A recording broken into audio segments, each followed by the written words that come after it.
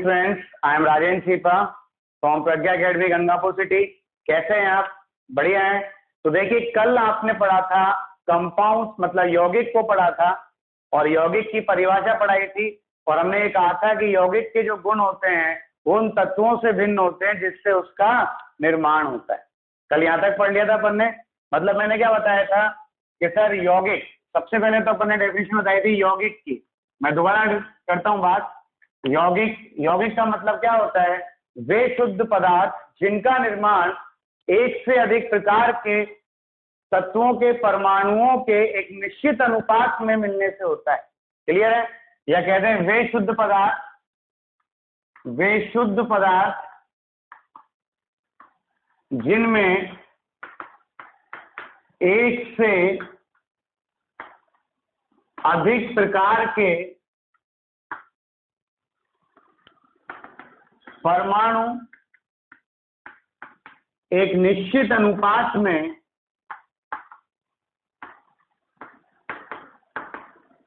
उपस्थित होते हैं।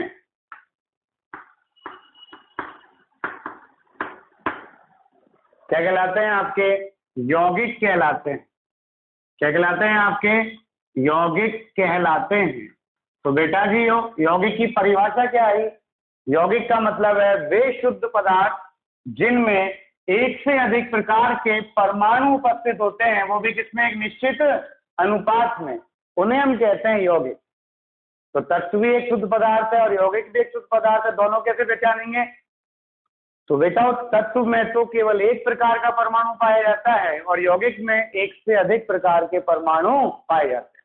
तो जिस पदार्थ में एक से अधिक प्रकार के परमाणु हैं वो भी एक निश्चित अनुपात में, वो कहलाएगा यौगिक, और जिसमें एक ही प्रकार का परमाणु है वो कहलाएगा तत्व।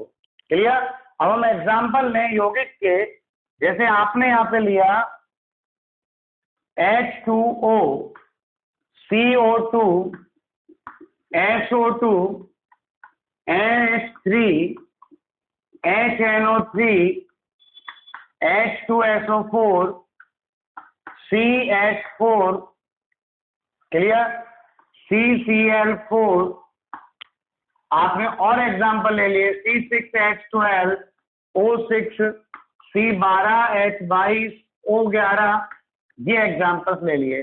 तो यौगिक का मतलब है एक से अधिक प्रकार के परमाणु पाए जाते हैं, वो भी एक निश्चित अनुपात में। यहाँ देखो दो परमाणु, एक हाइड्रोजन का एक ऑक्सीजन का, carbon oxygen, sulphur oxygen, nitrogen hydrogen, hydrogen nitrogen oxygen, hydrogen sulphur oxygen, carbon hydrogen, carbon chlorine, carbon hydrogen oxygen. तो यहाँ पर क्या है? एक से अधिक प्रकार के परमाणु हैं, तो ये सभी कहलाएंगे यौगिक। क्या कहलाएंगे? सभी यौगिक कहलाएंगे। अब मैंने आपको कल बताया था कि यौगिक के गुण उन तत्वों से भिन्न होते हैं जिससे उसका निर्माण होता है। क्लियर? जैसे अपन एक एग्जांपल लिया था जल का। जल का निर्माण होता है हाइड्रोजन से और ऑक्सीजन से। क्लियर है? और जब जल का निर्माण हाइड्रोजन और ऑक्सीजन से होता है तो ये क्या बनाएगा? 2H2O L बनाएगा। तो जल के गुण होते हैं वो इन दोनों से भिन्न होते हैं। कैसे? हाइड्रोजन तो कैसी गैस है? हाइड्रोजन को तो अपन ने बताया था ज्वलनशील। और ऑक्सीजन कैसी है? ऑक्सीजन होती है जलाने में सहायक। क्या है ऑक्सीजन? जलाने में सहायक है। जबकि जल इनके विपरीत काम करता है। क्या? आग बुझाने में काम आता है। तो जल आएगा आग बुझाने में। किसमें काम आएगा? आग बुझाने में। तो ये है आपके यौगिक। तो यौगिक के गुण क्या होते हैं? उन तत्वों से भिन्न होते हैं जिन तत्वों से उसका निर्माण होता है। जैसे SO2 है तो SO2 के गुण सल्फर और ऑक्सीजन से भिन्न होंगे। क्लियर? CH4 है, इसके गुण कार्बन एंड हाइड्रोजन से भिन्न होंगे, है ना? कोई भी ले लो। CO2 है, इसके गुण कार्बन और ऑक्सीजन से भिन्न होंगे। तो ये कहलाते हैं यौगिक, और यौगिक के गुण उन तत्वों से भिन्न होते हैं जिससे उसका निर्माण होता है। कोई कंफ्यूजन? अब आती है बात यौगिकों का वर्गीकरण के। सर यौगिक कितने प्रकार के होते हैं? तो सामान्यतः हम बात करें तो आज तक हमने जो यौगिक पढ़े वो यौगिक जो हैं दो प्रकार के होते हैं। पहला होता है ऑर्गेनिक और दूसरा होता है इनऑर्गेनिक। मतलब पहला तो कहलाएगा कार्बनिक, पहला तो क्या कहलाएगा कार्बनिक यौगिक, और दूसरा कहलाएगा अकार्बनिक यौगिक। दो तरह के यौगिक हैं, कार्बनिक और अकार्बनिक। हम बात करें यहां पर पहला जो है कार्बनिक यौगिक की बात करें कि कार्बनिक यौगिक क्या कहलाता है वो देखिएगा। तो कार्बनिक यौगिक का मतलब होता है, अगर मैं पुरानी परिभाषा की बात करूं, ओल्ड परिभाषा जो पुराने जमाने में चलती थी वो क्या थी? पुरानी परिभाषा थी कि सर वे यौगिक जो सजीवों से प्राप्त होते, सजीवों का मतलब पेड़ पौधे और जीव जंतुओं से प्राप्त होते हैं और इन्हें प्रयोगशाला में नहीं बनाया जा सकता, कार्बनिक यौगिक कहलाते। क्या कहा मैंने? वे यौगिक जो सजीवों से प्राप्त होते हैं। किससे प्राप्त होते हैं ये? सजीवों से, सजीवों से प्राप्त होते हैं और इन्हें प्रयोगशाला में नहीं बनाया जा सकता, प्राप्त होते हैं और प्रयोगशाला में नहीं बनाया जा सकता, वो कहलाते थे कार्बनिक यौगिक। क्लियर? लेकिन जैसे जैसे टाइम गुजरता गया, एक वैज्ञानिक आए जिनका नाम था बोहलर। क्या था? बोहलर। बोहलर ने क्या किया? बोहलर ने सबसे पहले अमोनियम साइनामाइड से यूरिया का निर्माण किया लैब के अंदर। किसको बनाया? यूरिया को बनाया। किससे? अमोनियम साइनामाइड से। क्लियर है? और यूरिया को बनाया तो यूरिया वो प्रथम कार्बनिक पदार्थ था जिसे किसी मनुष्य के द्वारा प्रयोगशाला में बनाया गया। तो सबसे पहले बोहलर ने क्या कहा? इस परिभाषा को गलत साबित करते हुए कि सर ये गलत है, और इसको गलत साबित करते हुए उन्होंने सबसे पहले अमोनियम साइनामाइड से यूरिया का निर्माण कर दिया। तो यूरिया प्रथम कार्बनिक यौगिक था, प्रथम कार्बनिक यौगिक था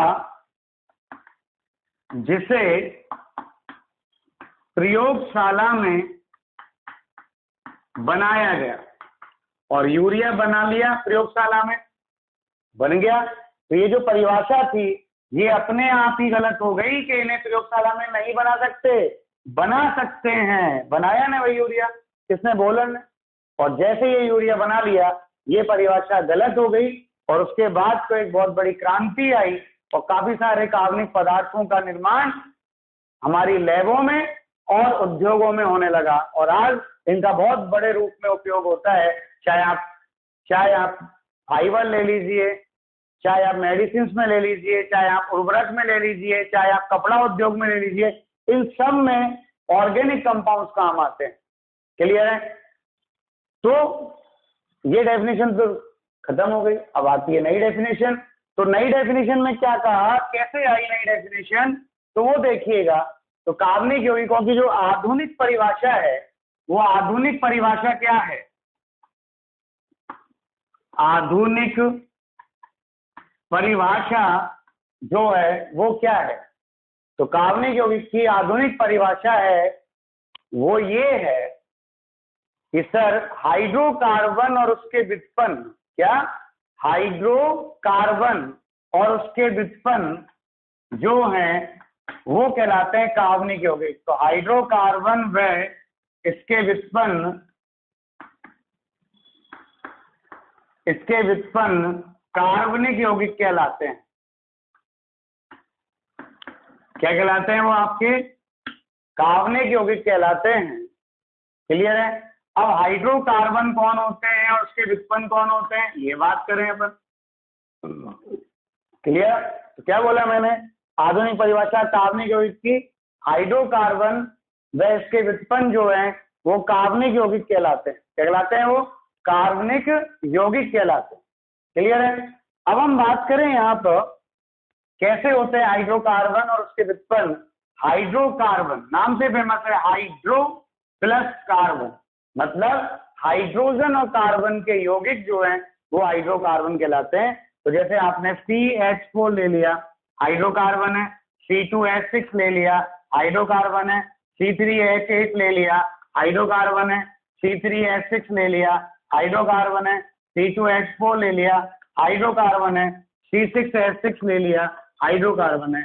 ऐसे बहुत सारे हाइड्रोकार्बन और इनके व्युत्पन्न का मतलब क्या होता है?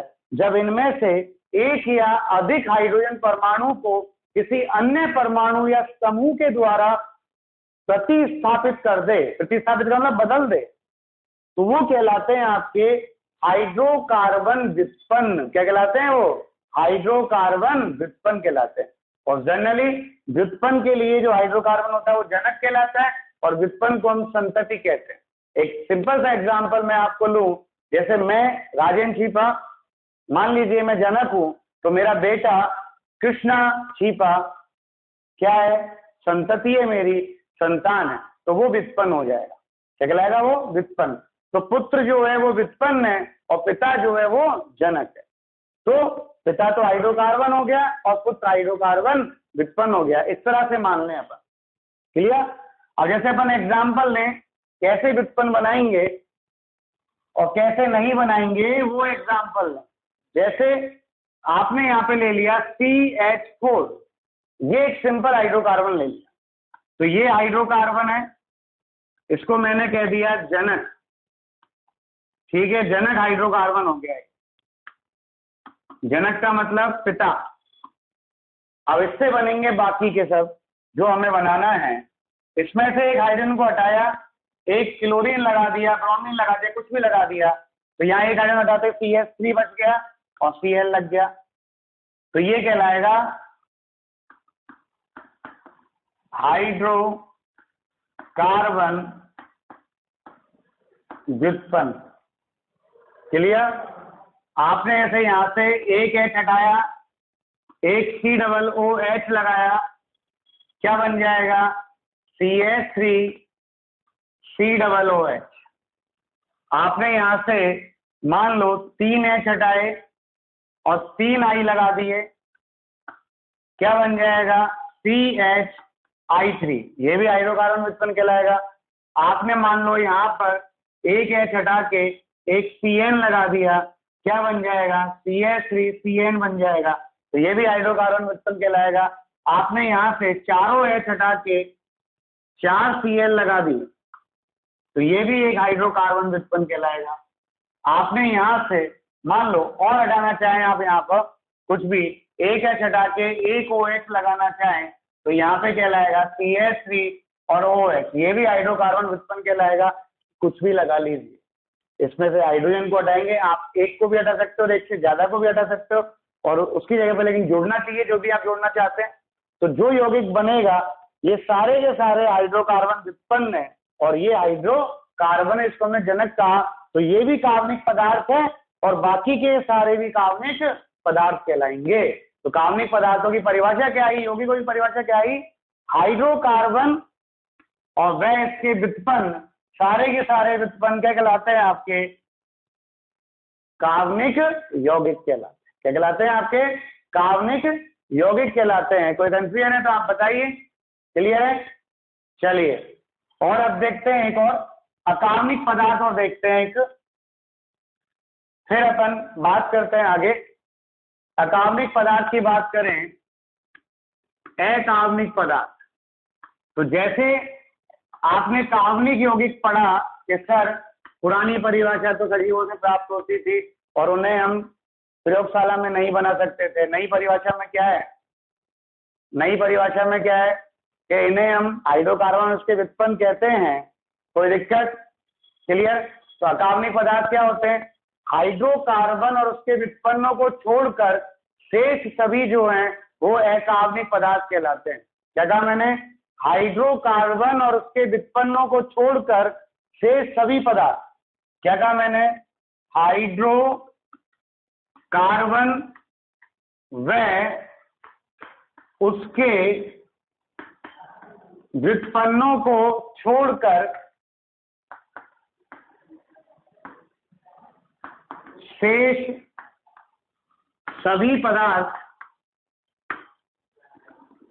अकार्बनिक यौगिक कहलाते हैं। क्लियर? जैसे आपने यहां ले लिया H2O, CO2, NH3, N2O5, H2SO4, NaCl, KCl, K2SO4, HNO3, HCl, HBr और आपने इसे ले लिया Al2SO4 का होल थ्राइस और K2SO4 जिसको अपन ने फिटकरी कहा .24H2O। तो ये सभी के सभी यौगिक कहलाते हैं अकार्बनिक यौगिक और इनकी संख्या बहुत सारी है लेकिन कार्बनिक यौगिकों की तुलना में कम है। क्लियर? तो ये थे यौगिक और उसके वर्गीकरण। कोई दिक्कत आई हो तो आप मुझे बताएं जरूर, ठीक? और आप अपने 10th की तैयारी करते रहिएगा, कोई दिक्कत आए तो मुझे बताइए, ठीक है? Thank you.